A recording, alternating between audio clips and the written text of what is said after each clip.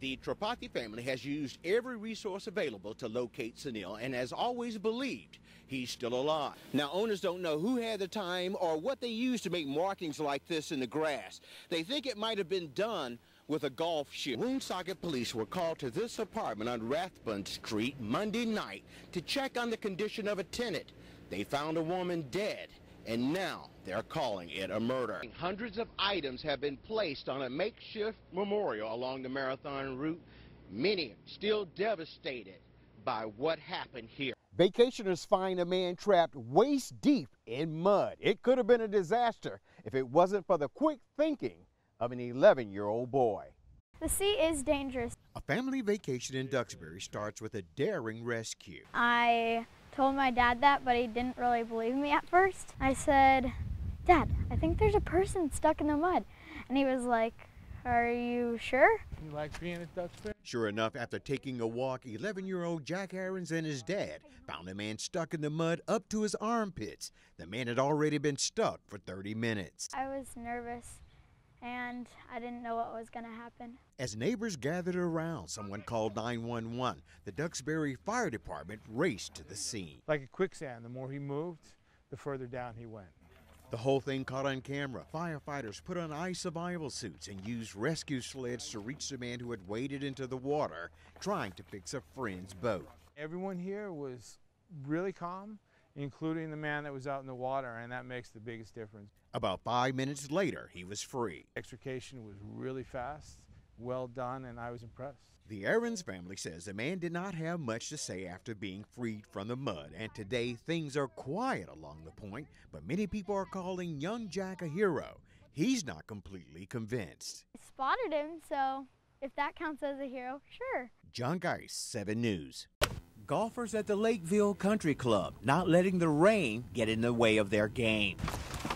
And when approaching the 18th green, a hate message for all to see. I hope it was kids just doing something stupid, because it just doesn't make sense. The Secret Service and local police are investigating this. A swastika found carved next to President Barack Obama's name. I don't understand it. There's no reason for that kind of hatred. The carving reads, "I Swastika Obama." It was found Monday morning by club employees. Lakeville Country Club. Lou Mincone runs the pro shop at the country club and says employees feel violated. To see somebody's property damaged like that, we all feel like we're part owners here anyway. You know, we all put in a lot of time and love the place, so it's a shock. Now, owners don't know who had the time or what they used to make markings like this in the grass. They think it might have been done with a golf shoe. I mean, it took some time and some thought to do it. I bet you it took half to 45 minutes to do. Golfers say this racist act was a waste of time. It accomplished nothing as far as that goes, and Obama is, to me, he's up against a real tough situation with the economy, and everybody needs to stand behind him. If you travel on I-195, you need to slow down. The Massachusetts State Police trying to bring the accident rate on I-195 down. The stretch of roadway in Sector 1 over the past 3 years is one of the highest in the state for motor vehicle crashes. Police say accidents happen at a high rate from the Rhode Island state line to the Braga Bridge and from the Braga Bridge to the Fairhaven town line. The numbers support their claim. There were 1,265 crashes in 2007 and 1,245 crashes in 2008. And in the first 3 months of 2009, there have been 4 fatal accidents on Route 195. A lot of accidents, but could some of them have been prevented? With all the problems you've had on 195, why has it taken so long to act? Well, we've actually acted prior to this in the past 2 or 3 years, looking at these statistics, and it has reduced it somewhat, but not as much as we want. ABC6 went for a ride with a state policeman, and they immediately went to work saying the #1 solution to stop fatal accidents is to stop people from speeding. State Patrolman Michael Mishno didn't have any trouble catching a driver going too fast. Did write your citation for the speeding. State police say that they can't get the accident rate down by themselves. They need a lot of help from citizens willing to use their cell phones. The public has a large role in this too. We get a lot of calls, so it's actually a good thing. The state police say if everyone would slow down, it could possibly save lives. In Dartmouth, John Geis, ABC6. A triple shooting has shocked neighbors who live in the Maplewood Estates apartments. I talked to one of the relatives of the victims, and she's devastated. But I hope that they can find out who did this, because this is horrible. The aunt of one of the victims of last night's shootings can't hold back the tears. Her 23-year-old nephew shot and killed along with a 22-year-old woman. Their bodies were found here at the Maplewood Terrace Apartments on General Street in Providence about 10:30 last night. Oh, he's a good kid, wonderful kid.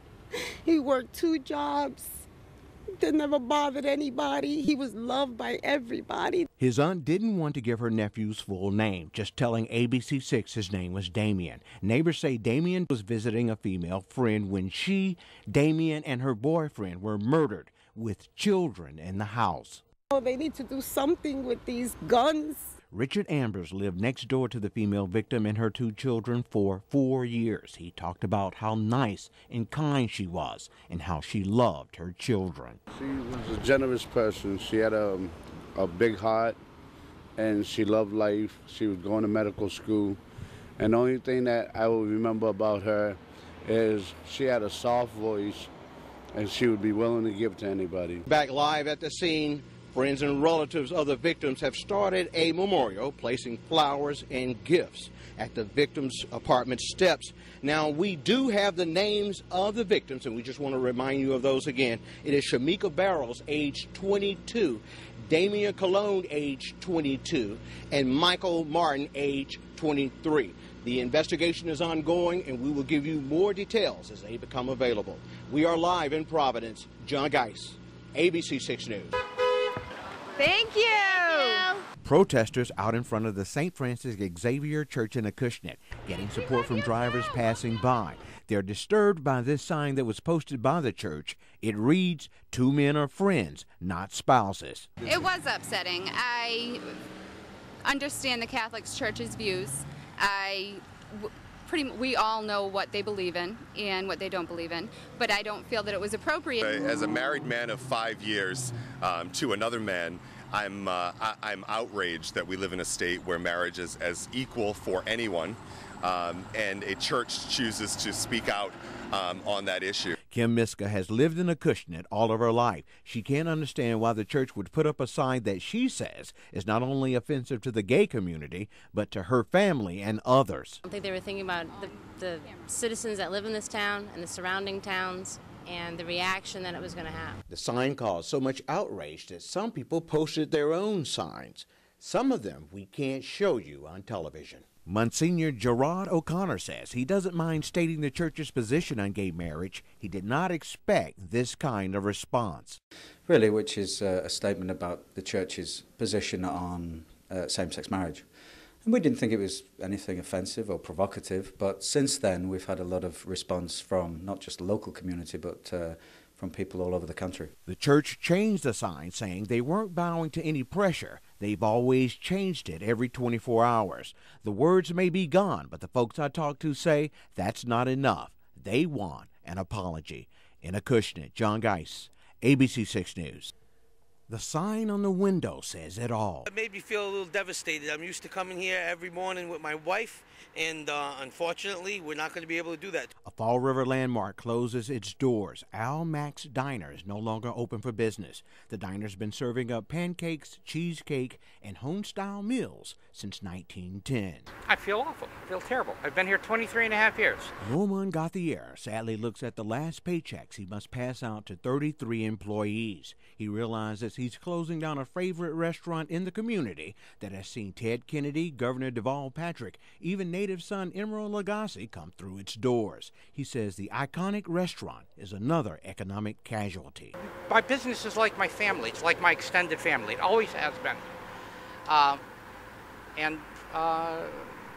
Closing the business is the reality of this economy. There have been many customers over the years to sit down right here and order food. I talked to one man who had been coming here for 45 years.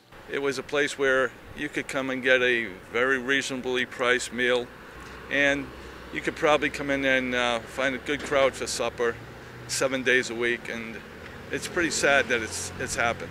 Norm looks over his business for one of the last times. He's hoping someone will purchase Almack's and keep the 102-year-old tradition of good food and sweet memories going.